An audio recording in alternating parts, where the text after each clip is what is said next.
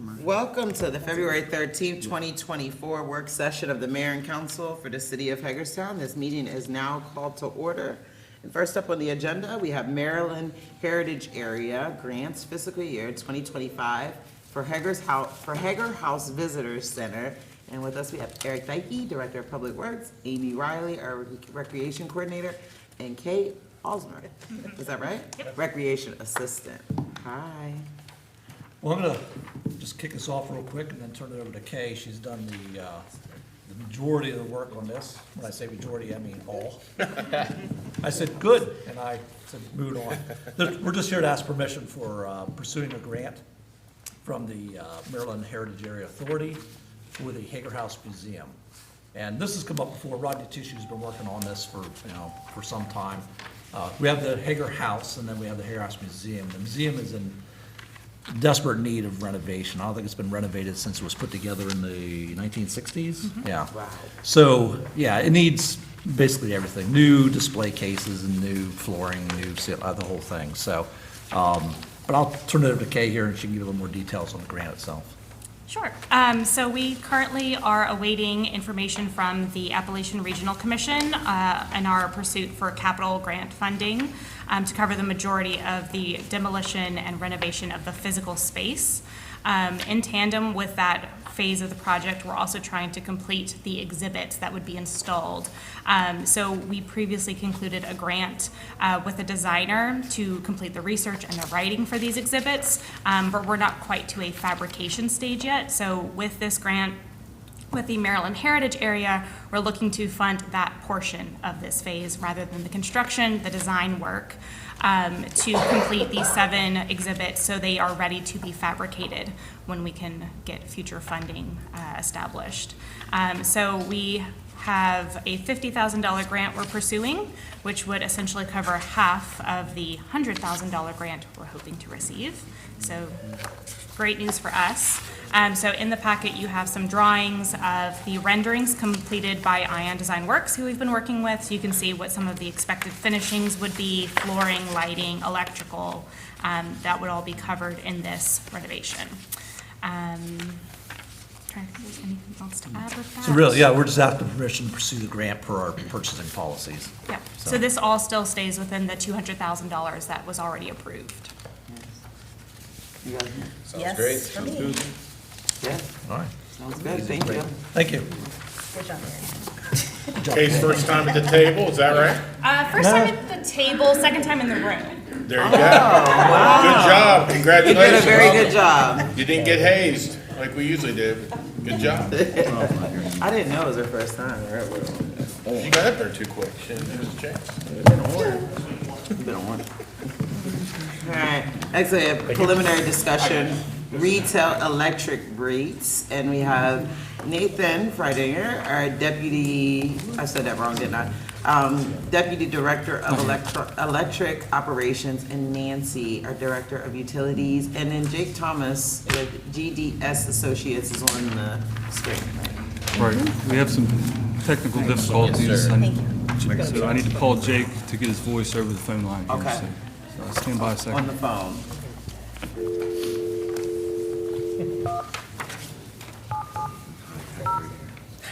They said it's a cash now. Don't screw me up now. Sorry. You know, if you need to tell me. Is this one? JT, what was it? 877 cash now. Hello, this is Jake. Hi, Jake. You can hear us loud and clear? I can hear you. Okay, thank you. So we're set to get started here. Live on television. Yeah. So, yeah, thank you for having us this evening. We are here to open discussions for the cost of service study that's in progress. And GDS and Associates, Jake Thomas, is overseeing that study, which will lead into a rate design. And based on those findings, we'll file for review and approval by the State of Maryland Public Service Commission for rate adjustment for our retail customers. It's important to note that this has not been performed since 2005. That's 19 years. And since then, we've reduced costs, we've deferred costs, we've reduced positions within the department. 19 years ago, there were 40 employees, now we're down to about 28. And it's time to, let's see, how do I want to put this? Our cash balance is set to be depleted within the next couple fiscal years, so it's time to really look at our revenues and perform the work necessary to keep our system in a good standing, good reliability for our customers. And with that, yeah, I'll turn it over to Jake. Jake Thomas is with GDS and Associates. He's put together a little PowerPoint presentation to go through the schedule and the study process. And yeah, Jake, go ahead and take it away. Okay, great. Sound check, am I loud enough for everybody there in the room? Yes. Awesome. Don't look at his mouth moving. I don't. I am unable to screen share. If the host could give me the ability to share my screen, that'd be great. While we're getting that settled up, I do appreciate the mayor and the city council for having me this afternoon and having the chance to just spend a few minutes to talk about a rate study and what we'll be doing here over the next few months with Nathan and the light department team. Give us a second here, Jake. Sure. We're having problems with the live stream audio. So it's being recorded of the meeting. Okay. Audio is being recorded and it will be heard on the recording, but we're gonna post something out now that if you're on the cable channel, you're fine. If you're trying to do it through Facebook or YouTube, you're not hearing audio, but Okay. you will from the recording. And YouTube will Yeah. be loaded in. Okay. Yep, it'll be fine. Okay, you're ready to go. So, Jake, I think we can see your screen now. No, I think this is still the host screen. Okay, I'll flip through. I have control here. We're That's on, so we're on the cover sheet. Just tell me when you want to flip through to page 2. Okay, well, interesting. What's being broadcast is a web page. I don't see the slides, but so maybe it's in some kind of a presenter mode.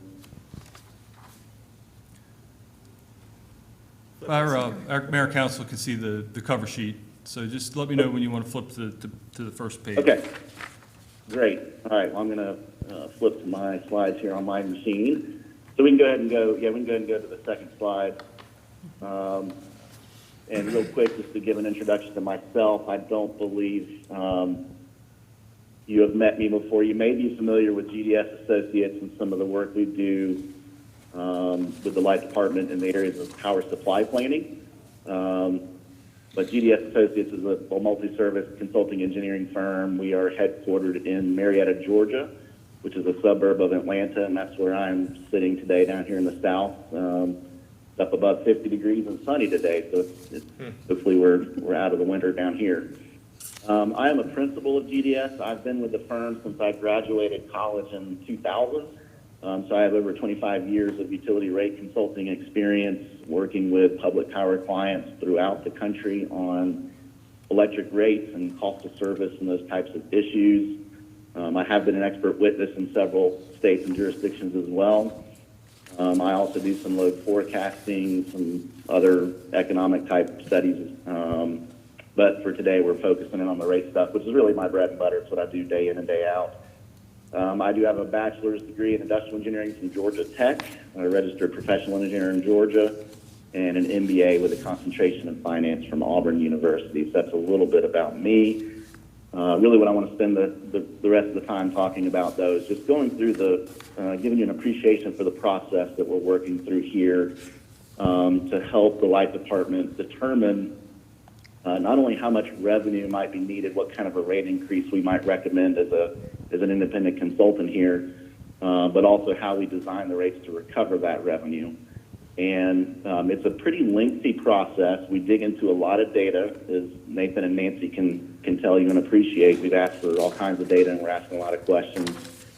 And there's really three major steps to a study. I think the city has gone through similar studies on the wastewater side, so it's a very similar process.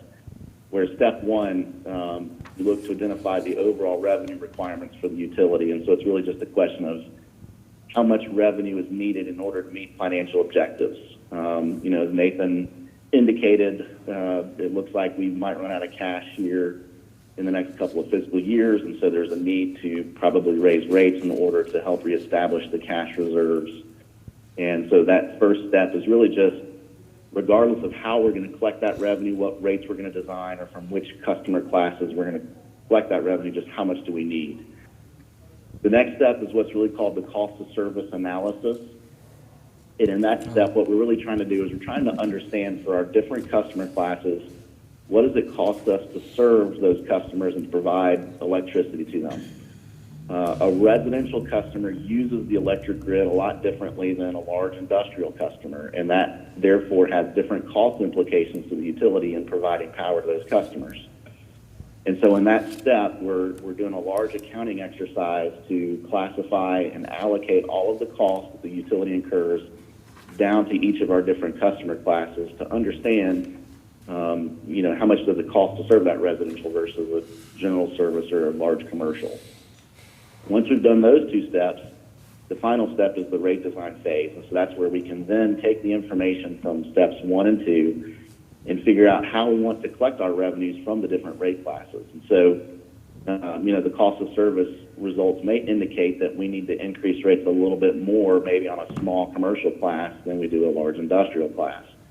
And if so, we would make recommendations for different rate increases for different classes and then design the rates to make sure that we recover that type of revenue.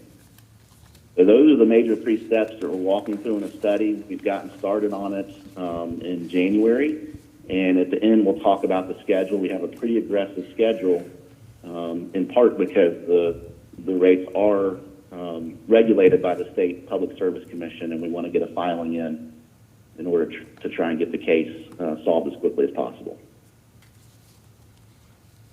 I do have a couple of slides to just kind of set the tone here from a national perspective. The need to raise electric rates is not something that's just specific to Hagerstown or even Maryland or the region. It's been a national issue for the last 3 years. We've seen a lot of rate studies where utilities are having to raise rates even double digits sometimes over the last couple of years. And there's really several different cost pressures that have been felt nationwide. And I'm not going to go into all the details on the slide. You have some information there that's kind of interesting. In terms of on the right-hand side, the pictures, that shows you some cost increases in electric distribution equipment. In the first set of numbers is from the years 2015 to 2020, and then the second set of numbers is over the last 3 years, from 2020 to 2022. And so you can see, for instance, in the North Atlantic region over here, this is the cost of an underground transformer. And over the last 3 years, the cost has increased by 49% per year. That's not a cumulative, that's an average per year increase in cost. And you can see likewise other components of the electric system. So costs have been increasing, as well as supply chain issues in 21 and 22 led to larger and larger lead times to get equipment.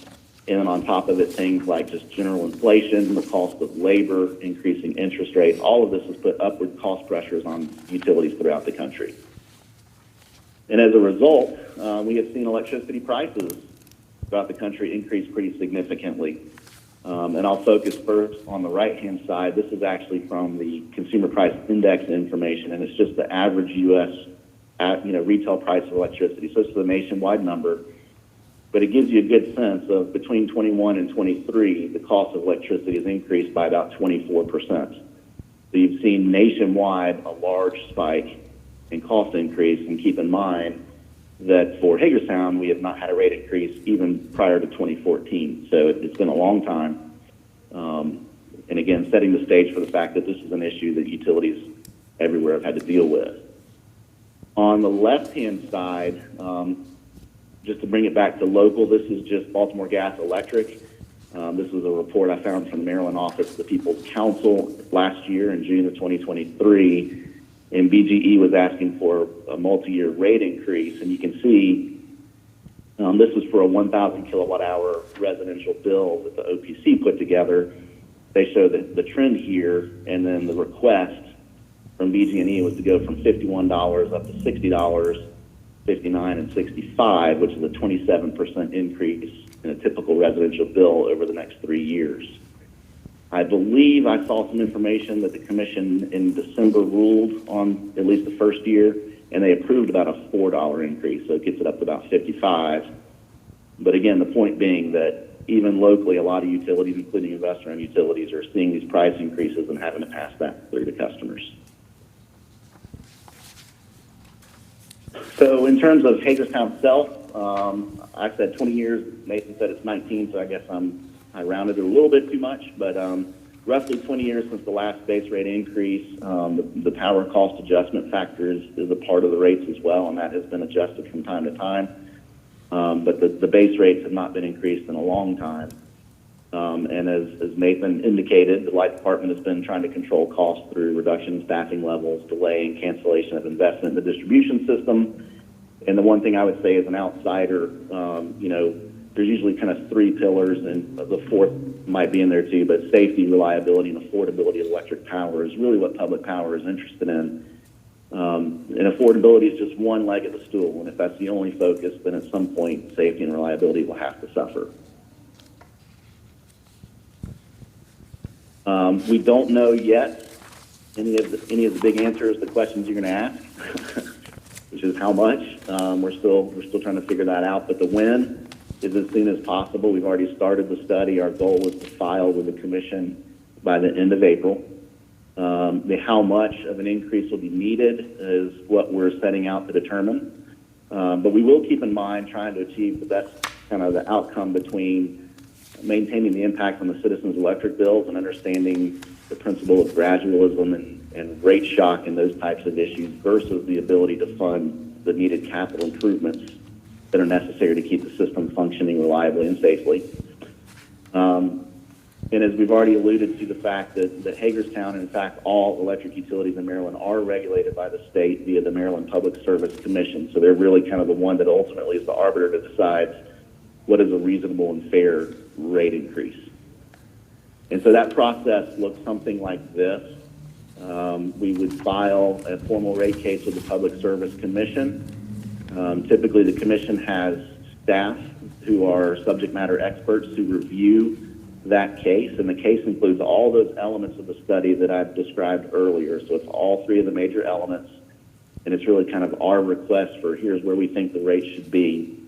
There can also be interveners. The Maryland Office of the People's Council is an agency that is designed to represent, in particular, the residential sector, but residential small commercial type customers that may not be able to provide or afford to intervene in such cases will have the office to intervene on their behalf. And I believe the last study, those were the two parties in the Hagerstown proceeding 19 years ago. It is a formal case where they can review, they will ask discovery questions, they'll look at all the data and provide their own expert testimony on things that they might disagree with GDS Hagerstown about, and or where they find that we're doing things that are fair and appropriate. And then there's usually either a settlement phase where the parties might try to settle the case before it goes to hearing, or there would be a hearing and a ruling by the commission. And so that is kind of the path that we've started down. It is a fairly aggressive schedule, in one part because Hagerstown Council has recommended that the commission really prefers the financial data, the underlying financial historical data, to be 6 months old or less.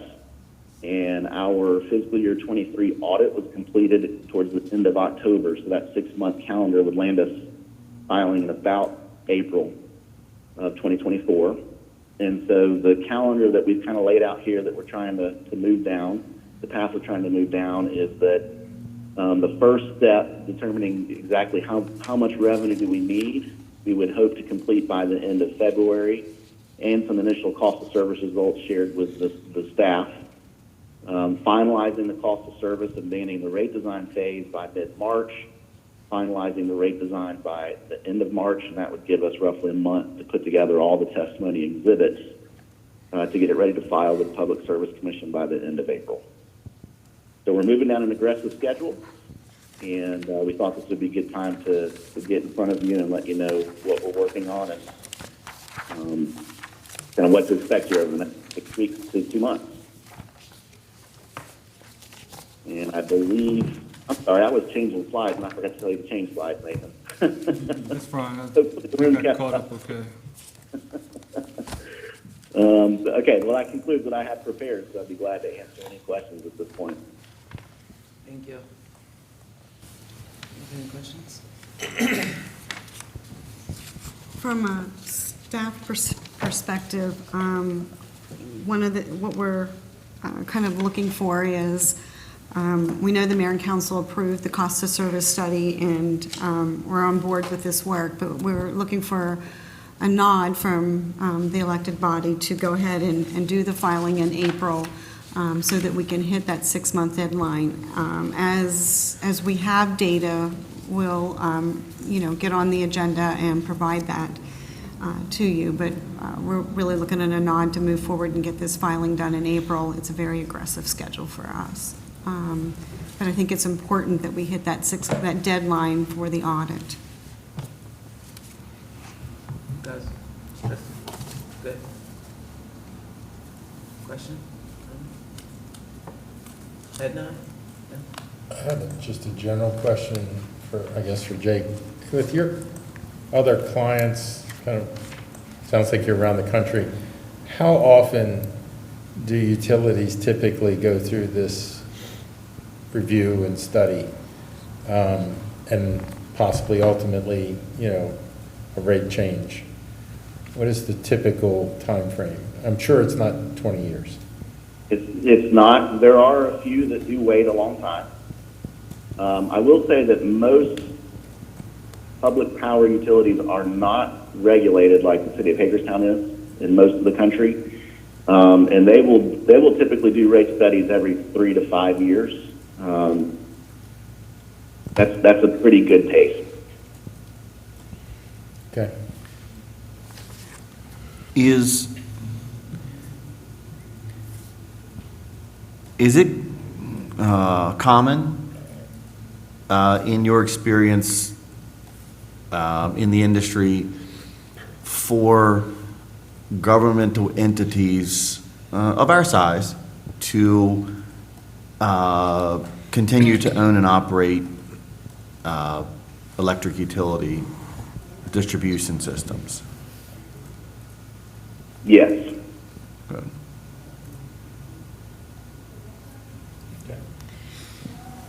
I was reviewing, just to kind of put it into perspective a little bit on a non-residential account, I was reviewing invoices for payment. We had one for Potomac Edison for Pump Station 6 on Jefferson Boulevard, and the electric bill was right about $5,000. Comparable pump station on Northern Avenue as well on Orchard Hills, not on Orchard Hills, on Pump Station 4 on the west end.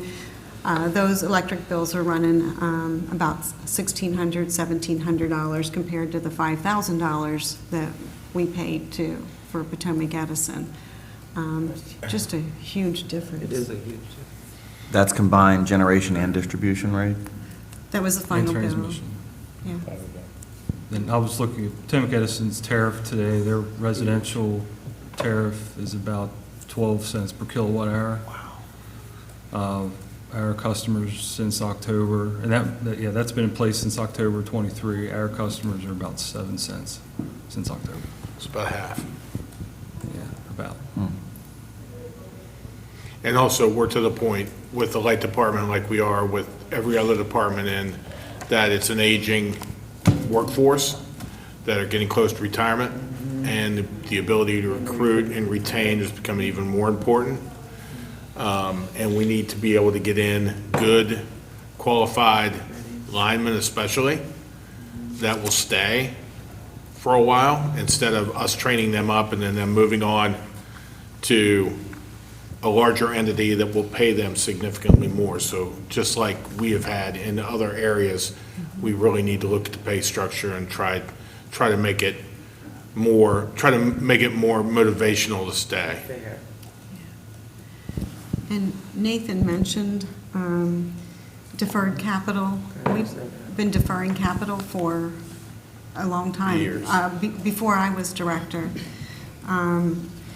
What I was used to seeing and what you were accustomed to seeing was a capital budget of usually $1 million or less presented in the budget, and our expenditures being less than that. We've reached a point with, I'm just going to say our infrastructure as a whole, to include our meters, that the ability to defer that capital and continue to meet regulatory requirements as well as meet the needs of our customers in a safe and efficient manner is getting more and more difficult. We absolutely cannot continue to defer capital. We've reached a point where we have to, invest the dollars in maintaining our system and upgrading our system. Just like we have an older workforce, we have an older equipment that needs to be retired as well. And it has gotten incredibly expensive. So how do you account for both of those issues? Because these are forward-looking expenses that are not going to be captured in an audit in previous expenses, both the labor cost and the deferred capital. So how in this process do you integrate these estimates or ideas that are not based on historical data? Well, That's why you got guys like Jake. yes. Well, I'm kind of asking him how he does it. Yeah. Sure, I'd be glad to answer that. The process of the rate study is we start with a historical test year, but then we make known and measurable adjustments to reflect ongoing conditions. So, we're going to be looking to reflect additional capital needs. We'll be looking to reflect increased labor costs, changes in power supply costs. So it's really you start with a historical look back, but then you adjust it to something that's going forward. Okay. And I assume coming out of this study, I would hope, staff will be putting together some sort of a plan going forward so that we don't end up in a situation like this again, right? Right, yeah. Right. I That would be think, my hope. I think maintaining that 3 to 5 year schedule would be Yeah, a good that's, thing. yeah. That'd be good. On the water and wastewater side, we update our model annually. So it would be my desire to keep this model current so that our consultants can say, hey, you need to start thinking about this, maybe in year 2 or year 3, but just to update that financial data annually like we do in water and wastewater. Good. Keep it. Yeah, the biggest problem is having to go to the PSC, where where it gets expensive if you're going on a regular basis to continue to go to the PSC on but that's why something like, instead of waiting 15, 20 years, Right. you go every 5 years. And you get your rates adjusted that way. And save, that gets that helps catch up on the capital costs, and we're not deferring for 10 years, purchases of bucket trucks and those kind of things. But definitely, we would have to get on some sort of a 3 to 5 year schedule. I'd say more like 5 years, I mean, given our size. the other benefit to that, and you're right, there's a cost associated with going before the Public Service Commission, but as was evidenced by the example that Jake gave with the Baltimore Gas and Electric, they're asking for a 20% increase from $50 to $60, and they got, would you say $4? So it probably is worthwhile, I would think, to not do big jumps. Right. Like was demonstrated, and I guess it also is gonna have some semblance on kind of what the philosophy of the particular chairman and public service commissioners are at the time, based on who's appointed them. But right now, I would think that everybody's gonna be careful about rates. So, anyway, looking forward to your updates. Thank you. Certainly, thank you.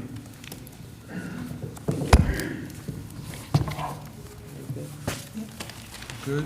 We're good. Good. Thank you, Jake. Making sure we got- Thank you all.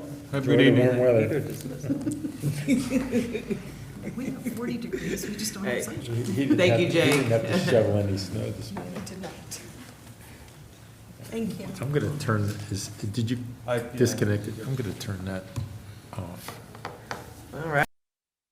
Presenting the lists of streets that we plan to pave, not only this coming year, but give you an idea for the next couple fiscal years where we are thinking we're going to be spending money on pavement preservation.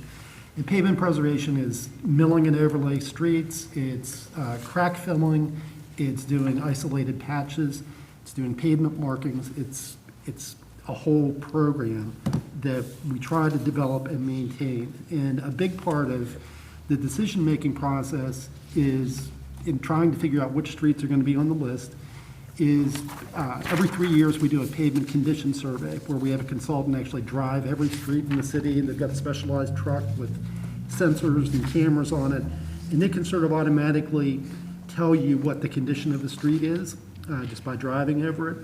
And they assign a rating number to each street as far as how good its condition is or how poor its condition is. So we take that data and look at, okay, let's build a program that addresses some of the worst streets, but also that we do some maintenance on some streets that are still okay, but they're starting to fail, hopefully extending their life so we don't get into major reconstruction projects in the future. Typically, we spend about $1.3 million in highway user revenue on the pavement preservation program. The last few years, we've been getting about $1.8 million from the state in highway user revenue. The word that we got from the state is at best, we're going to be flat in the amount of highway user revenue that we see. We'll just have to wait and see if that actually is the case or if they cut our funding. If they do cut our funding, we'll have to make choices because we use highway user revenue mainly for the pavement preservation program, but there are other projects, CIP projects, where we do use some of that money. And if our funding isn't at the level we're expecting, then we have to make some decisions on, do we defer paving some streets? Do we defer doing some of these other projects? So attached to the memo are the final list of overlay streets for fiscal year '25, which we would pave in the spring of '25, and then the draft lists for fiscal year '26 and fiscal year '27. And it's important for us to get this information out because it gives the utility companies a chance, if they need to do repairs on their facilities that are in these streets, they can get in and do those repairs before we're there ready to pave them. So what I'd like to do is come back at the regular session and have the council formally approve the fiscal year '25 list and the draft list for fiscal year '26 and '27. Questions? So Jim, I know I brought this up it was last year, about North Avenue and the conditions there. What was the outcome of the sidewalks, especially around the handicap parking area? Like literally, the curb is gone.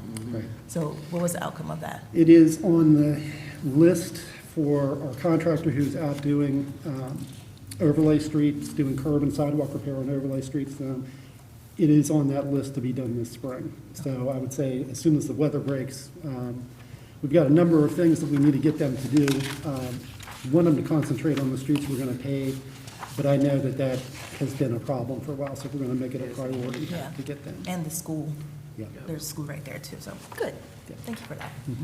That PCI number, is that like the automated number of cracks or something that, is that what that stands for? It stands for Pavement Condition Index. Okay.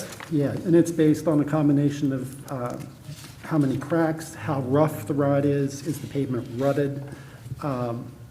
It looks at, you can tell with those sensors, you can look at how oxidized the pavement is, that it's sort of washed out, it's lost its black appearance, which means that the asphalt is probably starting to fail. So it's a combination of all those things. I think it's awesome you guys have like that automated way to kind of survey this. it's much easier than driving around on all the streets in Hagerstown and taking notes, yes. And a lot less subjective, too. Yes. That's good. All right, sounds good? Yep. All right, thank Thank you. Jim? City Administrator. All right, thank you, Mayor. Just a real brief legislative update. I want to thank Kathy Marr, Director of Planning, for reaching out to Secretary Day's office, talked to Chuck Cook, who's the government relations person, regarding the omnibus housing bills, the three bills related to zoning, financing, and renters' rights.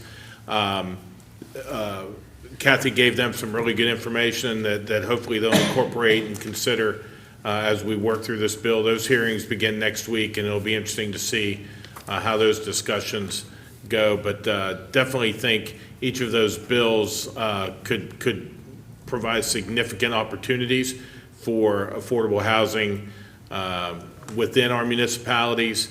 We just got to make sure it's done the right way. Also, a bill of local interest that I want to talk to you about a second, SB 1078, HB 1378, Senator Corman on the Senate side, Delegate Weigel on the House side, related to the water, our water system. The coalition had put forth a lobbying effort to provide to get state funding for $1 million to come up with a water wastewater master plan for the next 25 to 30 years of how our system will look to expand and be maintained according to MDE guidelines. The bills that came out last week, and last week was the last week that bills could be dropped on the first opportunity straight into committee. Those bills did not look anything like what the coalition had put forward, and the city obviously had some issue with how those bills read. They basically came out looking for a task force to study how the system is governed, not the capacity to which the system needs to be expanded to accommodate the customers that we would hope not only are existing, but also that we would look to bring in. So therefore, the question is posed as to what position the council would like to take on this. We own this system, so as far as the position goes, we can let the bill go through unamended, which again would be nothing like what we advocated for in the coalition, and which was unanimously approved in the coalition to be included. So you can tell how, excuse me, how I feel on that. Secondly, we could look to amend the bill to make it look more like what is in the coalition book, providing the whereases and the therefores and all that stuff. And I thank Councilman Perini for helping me over the last day to come up with that verbiage that we could present to the delegation. And third, excuse me, we could simply ask to have the bill pulled. It would be my suggestion that we look for the amendments, as I'm not quite sure what it would hurt to offer the amendments, because ultimately, again, we own the water system. So I think it's imperative that either we do this and we try to do it the right way as we've tried to do it, or we simply ask to have that bill pulled. So we have a letter prepared that we could send down with, and Councilman Perini may have a copy of it there. I'm not sure, but I think it's pretty much as the informational one I sent out to you all today as to how we'd want to see that amendment. And it truly is just copy and paste out of the coalition book that we would ask for. So I'm going to leave that discussion up to you all as to how you feel best to proceed on that. Well, I mean, I think the first question is pretty simple, and I don't think I've gotten an answer. At least I don't feel like I've gotten an answer to that question. since we received awareness of the proposed legislation at a very sort of late hour in the process, and it's pretty basic for me. The bill that has been proposed by the delegation is unrelated to the priority which the coalition put forth. And I guess maybe I'm a little confused because I thought that the coalition meets, it determines the priorities in which it would like to express to Annapolis through the legislative process to proceed with. And then the delegation or other interested parties at the state level, carry forth those identified priorities as delineated in the manner the coalition has expressed them. So for me, like, if this isn't, and I read both bills, and they clearly aren't reflective of the coalition's objective. The coalition has not opined on that particular detail. And so that being the case, and I read the county's letter of support, to me this reads as a separate and different initiative that the county is unilaterally proceeded, and they clearly are able to do so, with the delegation to put forth.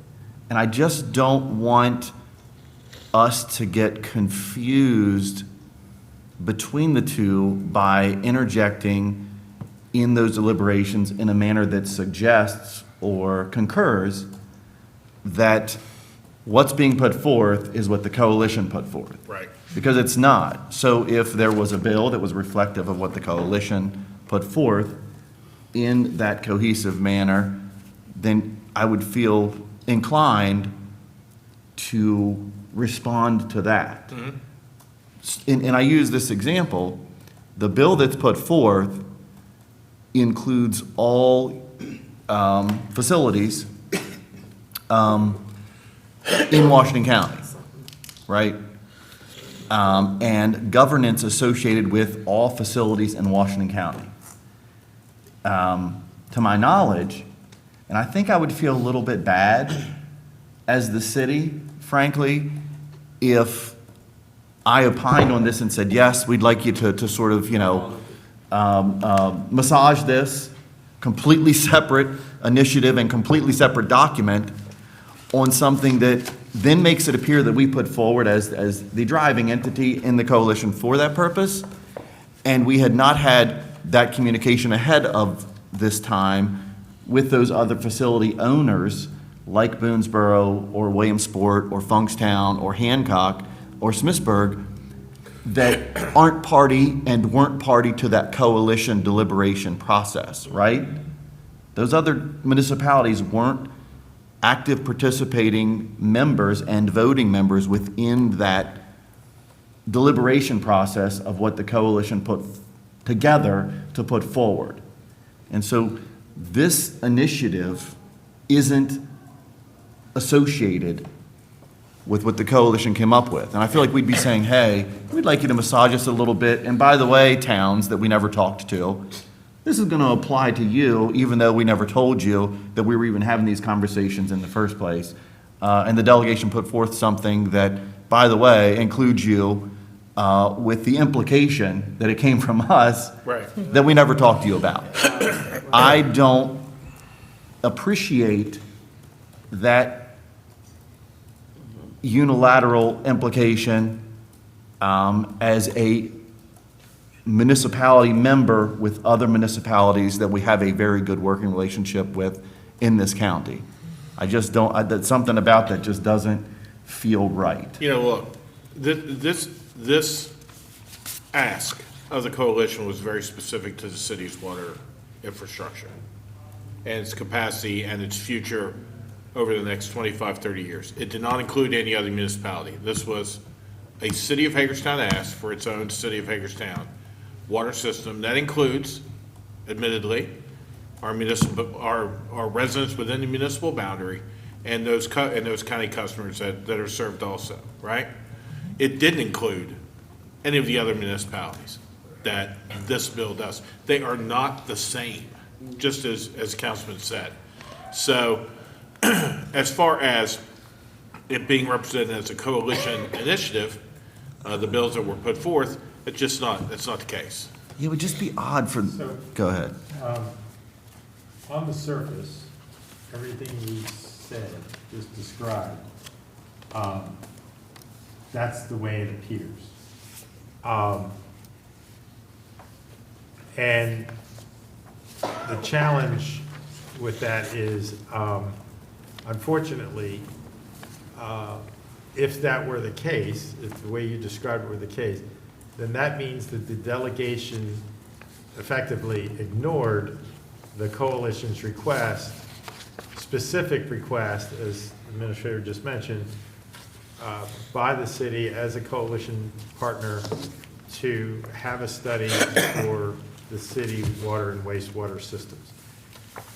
So if indeed the bill that was drafted is kind of a whole nother, considered to be a whole nother situation, then that means that they just ignored that particular thing and there's nothing to talk about.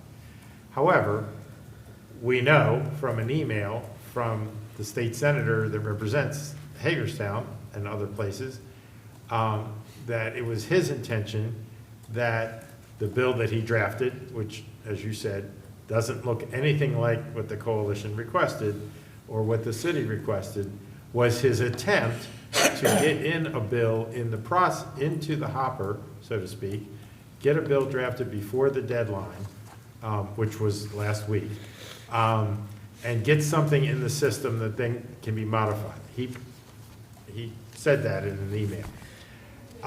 So consequently, while you're right on the surface, this bill isn't and doesn't even look like what was requested. It is the vehicle to move something forward if we want to try to do that. And in my opinion, the way to try to move forward is to put it, to basically gut the entire bill and including the title and put it back to what the coalition actually asked for. Which, And initially what the city asked for. and which the For city its asked water for through the system. coalition. Right. So- And How much work? I'm so sorry. Okay. so consequently, so the request is for $1 million for a study for the title is Long Range Water and Wastewater Infrastructure Needs Study. And then again, that was only for the city of Hagerstown's water and wastewater systems. I don't know that $1 million is available. I don't know what might be approved, if any. If we don't do anything and we just let it all just die, the number is 0. So we don't have the opportunity to do this study. I think that the study is important, not only for the city of Hagerstown, but really, quite frankly, for, I'll say, the entire county, or at least the areas of the county where our systems have an impact, economic development impact, a rate impact, and so forth. So getting any money, some money, to put towards some study so that we can look at the long-range infrastructure needs, I think is important. And because I believe that this, even though this bill that was drafted doesn't look anything like the request, if we take the senator at his word and say this was an attempt to get something in under the wire before the deadline, and now we can change it as, see as needs to be, then I suggest that the council agree to have the mayor send a letter to ask the delegation to do just that. Worst case scenario is they say no, and they proceed with the governance bill that I believe, in my opinion, the city will adamantly oppose. Best case scenario is the whole bill gets changed to what was asked for in the first place, and something passes and we get some funding for a study. So while you're technically correct, Councilman Alshire, I think there's the opportunity here to fix the situation. Yeah, I appreciate that perspective, because especially with knowing that there's a deadline for the bill to go in, and then maybe being able to get to change the language. So I appreciate that perspective, because I don't understand how that works. When a bill goes in, can it be changed? How much can it be amended? All those things. So I think that was good for us to kind of chew on. Okay. Scott? Go ahead. Oh, I'm sorry. My question would be, if, say, and I agree wholeheartedly with what Councilmember Perini has said here. So if we went and we requested that that bill be changed, it's the delegation that decides whether or not they will accept that change. Sponsors, yes. Now seeing this like letter of support here from the county on, as it's worded, how would that work? Because this covers, again, as Councilmember Alshire said, more than what the original, or different completely, really, than what the original intent was behind the bill. But if we request that, what's that process look like, do you know? If whether or not they would, Then it goes back to what Councilman Perini said, in that if they want to keep the bill as it is, then we have to oppose it. okay. And then let the chips fall where they may during, as to how that bill gets through the process. Or if it was done in the spirit of what the coalition originally advocated for, which we heard in the delegation meeting it was last week, then I think these amendments are fair and accurate as to the original intent of what we were asking for, and they can amend it. They may just decide, the sponsors may decide, we don't want to deal with it, period, we're pulling it. I mean, and that is what it is too. We move on. I guess, go ahead. No, go. Well, it just, I hear that, and I think that's part of the frustration that I had, was one, this has been deliberated for months, right, before we get to the session. Since August. We're pretty clear about what the coalition as a body has agreed to put forth through a pretty, Rigorous. rigorous process. And then you get to this point, right, and it doesn't represent anything associated with the coalition's priority identifies. The coalition has yet, as an entity, and I don't know who that is or how that comes forth, but has yet to say, this is not reflective of what was requested. And I think that has to happen, and here's why. Because the way that it is being presented now is that the city was asking without communicating, the city is asking to speak for what it believes should happen to those other towns. Right, without any And I just, consultation with those like, towns. nobody's we asked don't Funkstown, govern her, though. who has a sewer system, how they want We don't govern. to govern their sewer system. We didn't go down and ask Boonesboro, we didn't go out and ask Smithsburg, we didn't have a communication with Hancock. So I just, Nor do I believe did the county.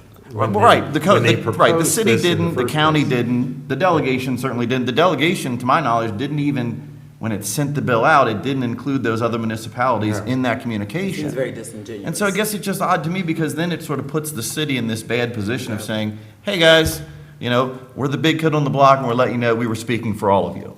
When that was not our intent at all. Right. From the outset. And I don't like that. And, Yeah.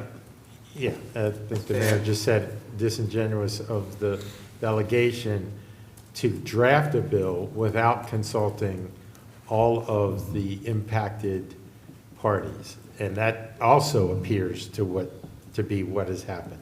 So while your point is well taken, unless we poll all the other 8 municipalities, we won't know. But I believe that they were caught off guard on this as much as we were. And so consequently, if there is a desire of those other municipalities that have systems to talk about governance, then that should be a discussion that's had, but it's not going to be had in this General Assembly session. Correct. That we're already a third of the way through. And it could certainly be had, amongst those involved in the water process. It doesn't have to be legislated. Yeah, exactly, yeah. And I think I'm- that it's important too that this elected body was elected for the constituents of the city of Hagerstown, just like the elected body for Funkstown and those areas. And it's exactly right, especially during this time, to not have a contentious battle going on where it looks and appears as if the city's trying to strong arm or muscle or trying to move anything within the county. Right, and So I hear him when he says the coalition should come out and say, something around, because we've heard from Senator Quarterman, we heard that was not the intention. But at the same time, I think that it is very important that it doesn't appear as though the city of Hagerstown is trying to, governor this entire area, because I'll tell you, the last time we had a joint meeting, I felt like that's what they were trying to say to us, was you're not going to be in charge of this county. And we were trying to say, we're not trying to be in charge of the county, you are. We're trying to work collaboratively in order for the entire county to get what it needs. And so I hear you, and I as someone who around conflict, I'm very, very meticulous with it. I would have to say that it feels manipulative and disingenuous. And I think when something like that is going on, for me, my voice. Yeah, it's odd that we say, well, we're going to ask that it be adjusted. And I say, okay, I can be okay with that plan, right? In order to accomplish what we intended, I can be okay with the suggestion that we ask that it be amended. Here's the difficulty I have with that in the back of my mind, is that the political process, that it may end up not changing it at all, right? Right. And then, Right. and then I have to look at a bill that is being put forth, that is erroneously attached to the request from the city. And just in one part of that bill, where it identifies who is going to be able to participate in that discussion once the bill passes, right? Not a single one of those other municipalities were provided representation, identification on that committee. It says 2 members from the city, 2 members from the county, somebody from MML, somebody from MACO. Nowhere does it say Funkstown gets representation or Boonesboro gets representation. So for folks to contact me and say, we're doing this because we hear from all the municipalities and we're trying to encompass, everybody's issues that are being brought to us, if that were the case, if that were sincerely the case, somewhere on that list of 8, I think, representative entities on that proposed committee, those other municipal partners would have received opportunity to be represented on that committee. And it doesn't exist. It would be much easier to have, if that discussion is wanted to be had amongst everyone, not just one party, but amongst everyone, that conversation just be had, and let all of those that have a dog in the fight, for lack of a better term, participate, just as Councilman said. Again, it doesn't have to be legislated. That could simply be done. Whether that is the will of the entire group, I don't know. But as this would stand, I would agree with Councilman Prini. I think we take a shot at this with the amendments and then let the chips fall. If the bill is not changed, then we simply go down to Annapolis in person and testify as to why we feel, as to how we feel about the bill. And then let the legislators decide at that point. But ultimately, we can't be forced into anything because it's our water system. How much We pull just would- was forced into Right. something. Well, how much pull will we have with that opposition? I just don't want us to be You mean as far as opposing this bill outright? If it was and- passed If as. it was passed, and Right, then we as get the written. opportunity to oppose, like how much pull do we have? Well, it wouldn't be passed, if it get passed, it's done. Right, I mean, Right. if it makes it into Well, it proposal, has. if it stays the way it is. Well, it If they has. decide they're not going to I mean, take our advice it's, of they change. dropped it as Senate Bill 1078 and Yeah. House Bill 1378. Right. So it has been Filed. Filed. To answer your question from before, Councilman Schindler, you asked about the process. Very quickly, the delegation typically meets, our delegation typically meets on Thursday morning, which means that if this body decides to express our opinion, in writing, it would need to be received by them by Wednesday night, tomorrow night. And then from there, they will decide as a group as to what they're going to do. So they've now received a letter from the county saying, hey, we like what you did. And they would then also receive a letter from the city saying, we're opposed to what you did. And I think we have the high ground in that challenge, as the mayor was talking about conflict, because what we have, and this goes to what Councilmember Hausrath just said as well, a couple times, about the coalition speaking up. Well, they spoke up, the group spoke up, when they printed 300 copies Right. of their booklet and gave one to every legislator and everybody else that they could think, that we can hand one to, that has the exact language of what the city is looking for. Let me say this about collaborative and mediation and high ground. You don't put together a product and then decide to say that the other party, if we're in a situation, I wouldn't put together a plan and then say to the 2 people or 3 people or 8 people in conflict, you take the high ground by doing, that's not how a collaborative thing works. That's not how it works. And I feel like, for me, again, I don't have a vote, but I do as far as how I feel about it. And I feel like a disingenuous attempt to do something doesn't feel like it could be collaborative at this point. I don't feel like that. I feel like if it was going to be something that was centered around what the coalition printed all those books, then the language would have reflected that. The language would not have reflected a product or something that nobody sat around and discussed except for the people who wrote that.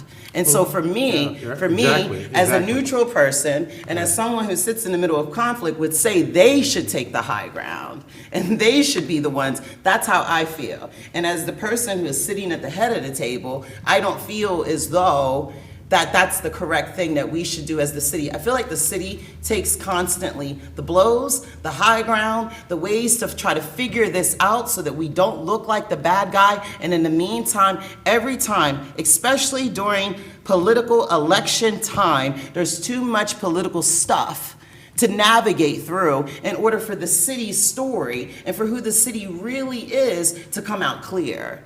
And I don't want to be a part of the next 3 months, a bunch of deception and a bunch of political stuff when we have the people's business to take care of.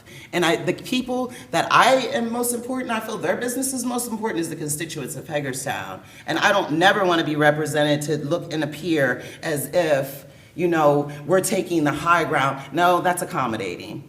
No, that's that's pulling back and saying, we're just going to go ahead and hope this works out. Nah, we've been sitting here at this table for almost 4 years. Almost 4 years. No. Well, I think that leads even more to the fact I think we need to put the letter in for the amendment. I mean, it sounds to me like it's If I already used the in. wrong term with high ground, I apologize. Maybe It's not yeah. towards you, it's just period, No. because you're just getting here, council member, so it's Yeah. not for you. Yeah. It's just period. This has been, Yeah. come on, we've talked about this, we've sat down, you can't put a bill in and then say, this was, Go ahead, Councilmember Shannon. So it's already in. At this point, I guess our options are to request to change it or request to cancel it at this point, right? I don't think we have, or But- nothing. Right, but I don't it, think we have any, I would suggest the nothing or Right. just let it happen either. yeah. right, so, I mean, rather agree than with that. cancel it, rather than request to cancel it, which they could ignore as well, I'd say request to change it. Okay. And if Yeah. they, I mean, that's my opinion, and if they, Okay. because they might not even cancel it if we ask. I'm in favor of canceling it. Just asking it be pulled all together? Yep. And that's certainly one of the options. But it also means leaving, I'm not gonna say $1 million, because there's no promise that there would be $1 million. But that means leaving the money on the table.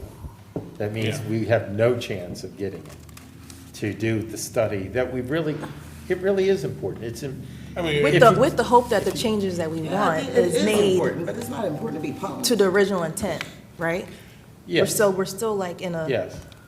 We're wait and see basically kind just of. saying, please, I say please, but Mayor's saying not to say please. Go back to what the coalition, which by definition, the word coalition means collaborative group, which, by the way, has been why the coalition, the community coalition, has been successful for more than a decade, because after everything's hammered out in the room, go to Annapolis with one voice on the same page. And unfortunately, our delegation has taken upon themselves to change the words on the page. Yeah, and I think And that's that the that's challenge. foul. And I think that that's foul. And I know this is your closing comments, I'm sorry. But I it's think that fine. that's foul, especially when we showed up with the Washington County Day as the city to say that we are ready and we are willing to be on one accord, and to make sure that our delegation and that everyone down in Annapolis knows that we are working collaboratively together. That's how we showed up. So we showed up down there, we talked about these things, I spoke about these things, and so, again, I don't want, yeah. How, letter, no letter? Yeah, let me know what you want to do. We definitely need a letter. I'm good for a letter. Okay. We need a letter. A letter Kristen? asking for them to go back to the original intent of the coalition. That's what my thumbs up would be. Okay, Councilmember Asha. Berta, you said no. I don't know that I'm interested in that gamble, and I say that because I just can't get past that the end result could clearly appear that we are erroneously identified as speaking for the governance of other independent municipal corporations. And that's entirely what this bill does. It is entirely being attached to our request to do so, and that is entirely false. And so I have to take the gamble that, hey, I'm going to believe that we're going to ask you to change it, and you're going to change it. I have to believe that. And I don't have a lot of faith right now that I believe that that's going to happen. The only thing that I think we know for sure is if we don't say anything, that the bill that they drafted and put into the system is the one that they're going to move forward with. I'm fine with the letter saying to Pull. pull it because it doesn't have the intent, the original intent. And some type of verbiage that you did provide, Scott. So Okay. that's my vote. Okay. Okay. Kristen? Are you okay with that? Some language around that? I'd have to see what it says. I'm going to have to see what we're drafting. I could do Can we that. draft it? We can get that to you tonight. I mean, I stick with what Councilmember Perini said. I think we're taking a gamble either way. They might not cancel it if we ask them to cancel it. I mean, Yeah. it's the same amount, I think the same amount of a chance, whether they cancel or. And if there was no money involved, I'd probably be in the same boat, but I just don't want to leave Your whatever money's not they're. enough to move me. You'll have that tonight. But here's the issue that I have though with that. If it proceeds forward, and it doesn't get changed, and maybe here's the second sort of rub that I have from the follow-up email communication from our delegation members. it made it sound into that response that they're doing this because we can't figure this out ourselves, number one. And to that effect, they're not simply asking for a bill to reflect that separate and different initiative, but that they're directing by the adoption of that bill that we are compelled to participate in that separate and different initiative. So I need to understand that, let's say it doesn't get changed. Let's say that is what occurs, right? Over the absence of input from the other municipalities, over our objections, let's say that over the complete difference with the coalition's initiative, let's say it doesn't get changed. Okay, And that bill happens. okay. Are we compelled then, at the direction of that bill, to provide, upon demand, our resources, our time and manpower, Right. to that committee process that we are, not Opposed to. in favor of participating in the manner that it's been The answer to your presented? question is yes. If I would it say yes. passes And that to me is and a it bec- hard- And it becomes state law, yes. That's why I'm saying we should take every step of the way, we should take every effort that we can to either change it or make sure it doesn't happen. Because if it does pass, the answer to your question is yes. The city will be compelled to enter into discussions / negotiations 100%. over governance, if this bill passes the way it stands. And in the same token, I got some. those towns in this county that run their own systems Will be also. no, they won't.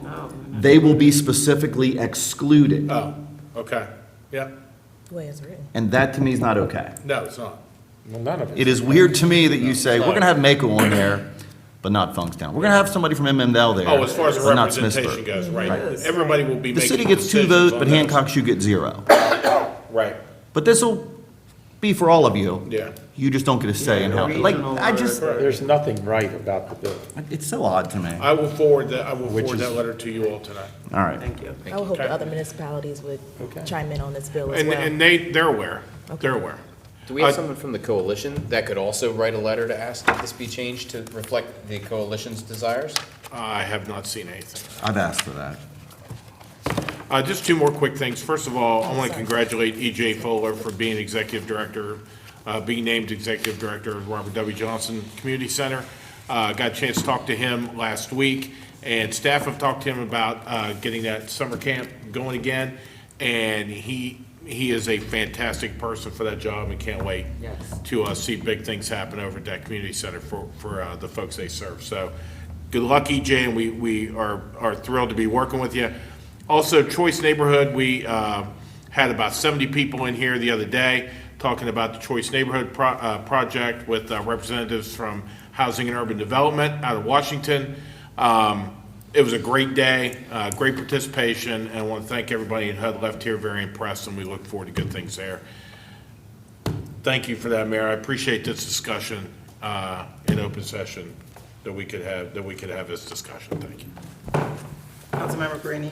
I'm good. I'll defer till later. Thank you. Councilwoman Burnett. Nothing tonight.